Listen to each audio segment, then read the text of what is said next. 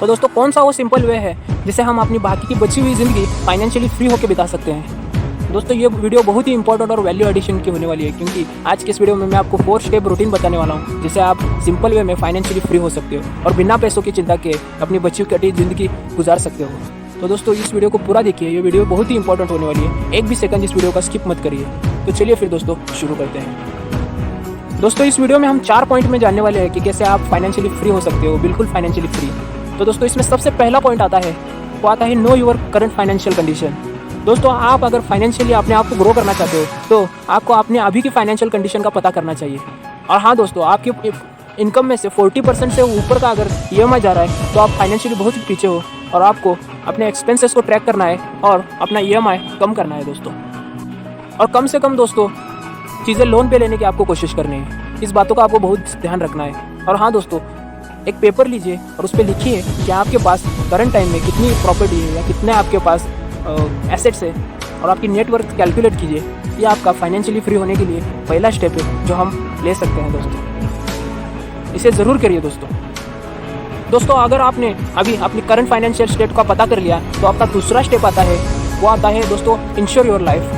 आपको अपने लाइफ को इंश्योर करना है, यानी कि 2 टाइप के इंश्योरेंस बेसिकली लेने ही लेने हैं। पहला इंश्योरेंस आता है आपको टर्म लाइफ इंश्योरेंस लेना, यानी आप आपके फैमिली के इनकम ओरिएंटेड पर्सन हो तो आपको आपके इनकम का 20%, यानी मान लो आपकी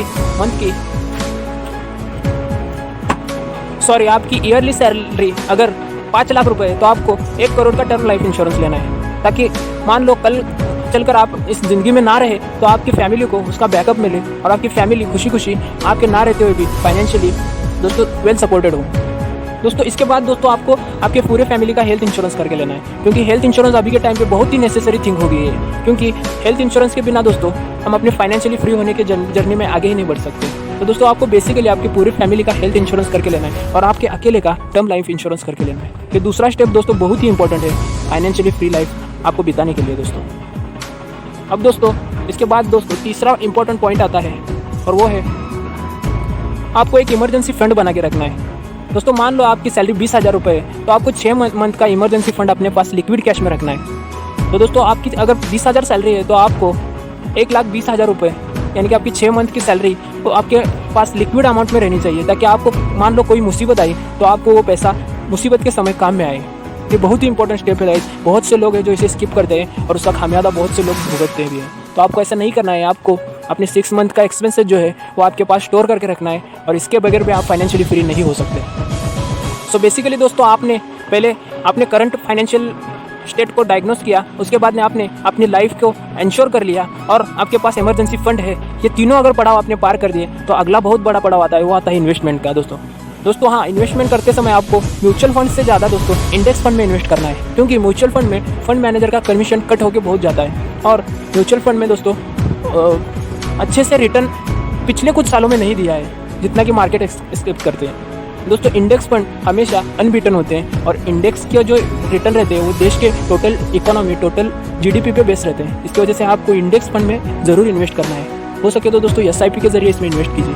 ये बहुत ही अच्छा तरीका है इन्वेस्टमेंट का और आपको इससे बहुत मदद मिलेगी और आपको फाइनेंशियली फ्री बनने में ये बहुत मदद करेगा। अभी दोस्तों ये रहा था हमारा तीसरा स्टेप। अभी चौथा मोस्ट इम्पॉर्टेंट स्टेप है, वो है दोस्तों हमें सबसे पहले अपने आप पे इन्वेस्ट करना है दोस्तों।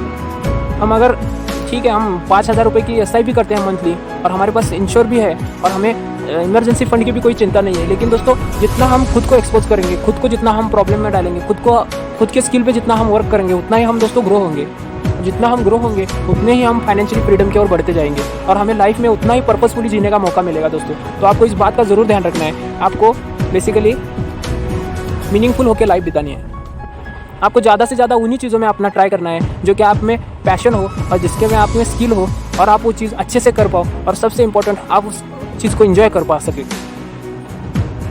अभी दोस्तों इन्वेस्टमेंट पे भी बहुत से पॉइंट है जिसका आपको ध्यान रखना है। जैसे कि आप में वो कला होनी चाहिए कि अपने पोर्टफोलियो को अपने आप को डाइवर्सिफाई करना आपको आना चाहिए। मतलब आपको सारा पैसा स्टॉक मार्केट में भी नहीं लगाना और आपका सारा पैसा गोल्ड में भी नहीं लगाना।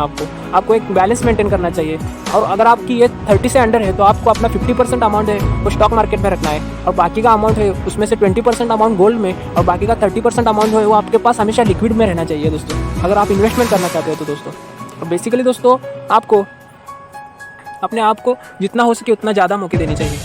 अगर आप स्टॉक मार्केट में अपने आप को खुद को डेवलप करना चाहते हो तो अपने आप को सीखने पे, आपको ट्रेडिंग करने पे, आपको इन्वेस्टमेंट करने पे अपने आप को दोस्तों आपको ज़्यादा हो सके उतना एक्सपोज करना है, और इससे आपकी जो ग्रोथ होगी वो नेक्स्ट लेवल होगी और उससे कोई बीट ही नहीं कर सकता दोस्तों आपको अगर ज़्यादा कुछ समझ में नहीं आ रहा है तो आपको बेसिकली क्या करना है, आपके 100% सैलरी में से 50% सैलरी है वो आपको आपकी नीड पे और वांट पे करनी है, और आपकी बाकी बची हुई 50% सैलरी है वो आपको इन्वेस्ट करनी है। और इन्वेस्टमेंट में भी कैसे करना है, आपको कुछ अमाउंट है वो गोल्ड में इन्वेस्ट करना है, कुछ अमाउंट है वो अपने पास लिक्विड रखना है, और कुछ अमाउंट जो है वो आपको स्टॉक मार्केट में जरूर इन्वेस्ट करना है खुद से। इससे आपकी ग्रोथ होगी दोस्तों, और आपके पास इतना वैल्यू, इतना वेल्थ आ जाएगा जितना आपने कभी सोचा भी नहीं होगा दोस्तों, और कंपाउंडिंग एक समय के लिए आपके लिए काम करेगी दोस्तों।